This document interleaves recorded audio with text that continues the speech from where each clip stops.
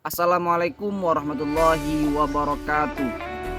Perkenalkan, saya Sofyan Sauri, mahasiswa STS Al-Mujadid Tanjung Jabung Timur dari program studi Ekonomi Syariah, Fakultas Ekonomi dan Hukum Bisnis Islam dengan nomor NIM ES 221113. Baiklah, di sini saya akan mempresentasikan makalah saya yang berjudul Pengembangan SDM dan Kepuasan Kerja. Sebelum kita masuk kepada pembahasan, saya akan setidaknya ada 4 indikator yang perlu kita ketahui. Yang pertama itu apa itu pengembangan SDM.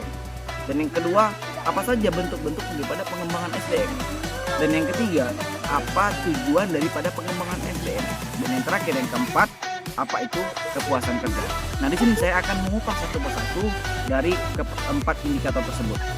Dan yang pertama, pengembangan sumber daya manusia atau pengembangan SDM. Pengembangan SDM adalah upaya berkesinambungan dalam meningkatkan mutu sumber daya manusia dalam arti yang seluas-luasnya. Tentunya dalam meningkatkan mutu tersebut melalui pendidikan, pelatihan, dan juga pembinaan.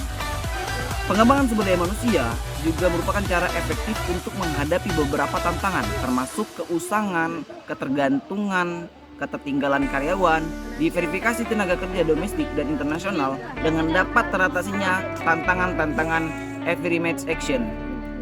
Pengembangan sumber daya manusia dapat menjaga atau mempertahankan tenaga kerja yang efektif. Tiga. Dan juga pengembangan SDM yang dilakukan dengan terencana dan berkesinambungan tentu saja akan dapat mengatasi tantangan yang bersifat affirmative action dan tingkat pegawai yang keluar meninggalkan organisasi. Dengan demikian, terdapat 5 hal yang perlu diperhatikan untuk pengembangan SDM, yaitu yang pertama, keusangan pegawai, yang kedua, diverifikasi tenaga kerja domestik dan internasional, dan yang ketiga, perubahan teknologi, dan yang keempat, pengembangan aturan dan tindak tegas, dan yang terakhir, turnover pekerja. Nah, di sini saya akan menjelaskan satu persatu daripada 5 poin tersebut. Yang pertama, keusangan pegawai. Pada dasarnya, keusangan akan terjadi ketika pegawai tidak lagi memiliki pengetahuan dan kemampuan yang diperlukan untuk bekerja dengan baik.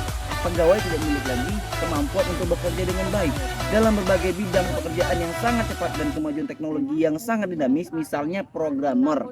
Keusangan akan cenderung lebih terjadi pada tataran manajer. Kemungkinan keusangan akan relatif lebih lambat terjadi dan akan lebih sulit menentukannya. Itu tentang keusangan pegawai. Dan yang kedua tentang diverifikasi tenaga kerja domestik dan internasional. Kecenderungan persaingan bisnis dewasa ini di diverifikasi tenaga kerja merupakan 2 aspek tantangan penting bagi pengembangan SDM. Misalnya, sikap budaya tentang budaya kerja tenaga wanita yang menyebabkan beberapa organisasi harus mendesain ulang program membangun pegawainya dan menempatkan wanita pada pekerjaan yang sudah besar dilakukan oleh tenaga laki-laki. Perbedaan tingkat pendidikan di antara para pegawai menurut organik untuk menyediakan pendidikan tambahan terutama dalam hal membaca. Dan yang ketiga, perubahan teknologi. Perkembangan dalam berbagai bidang teknologi yang sangat cepat menurut organisasi yang berbasis teknik untuk melakukan perbaikan secara terus-menerus sehingga tidak tertinggal dari organisasi pesaing. Dan yang keempat, pengembangan aturan dan tenaga kerja. Pengembangan aturan dan tindak tegas.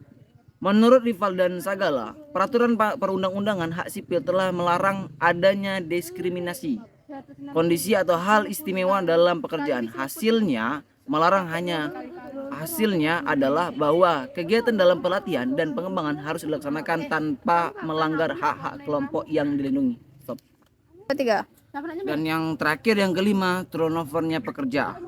Turnover sebagai keinginan pegawai untuk berhenti dari suatu organisasi dengan berbagai alasan yang dikemukakan. Dan umumnya pindah ke organisasi lain menciptakan tantangan baru bagi pegawai pengembangan SDM.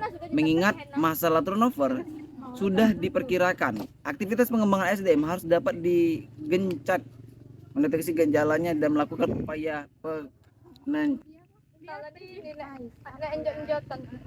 Sudah. Dan kita masuk kepada tujuan pengembangan sumber daya manusia. Apa sih tujuannya?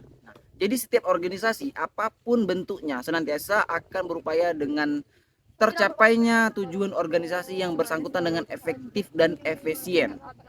Efisiensi maupun efektivitas organisasi sangat tergantung pada baik buruknya pengembangan SDM atau anggota organisasi itu sendiri.